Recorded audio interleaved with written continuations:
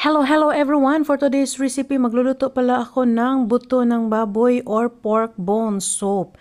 So ilagyan natin ang ating karne, maglagay tayo ng spring onions, lagyan natin ng tubig, at saka yung pork cubes, at magdagdag na tayo ng ground black pepper.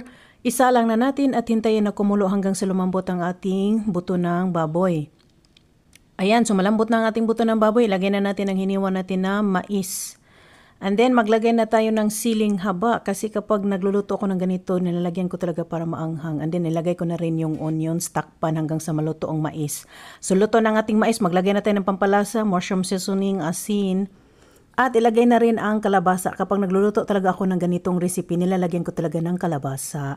And then, isunod na natin ang ating enoki mushroom, fresh from the market, at saka ang ating cabbage at pichay. Maglagay na tayo ng kaunting patis.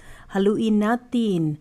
Isisimmer lang natin ng 2 minutes. After 2 minutes, pwede na itong iserve. Kainan na. Tamang-tama ito sa malamig na panahon. So, ihanda ng isang kalderong kanin. Char! Follow for more.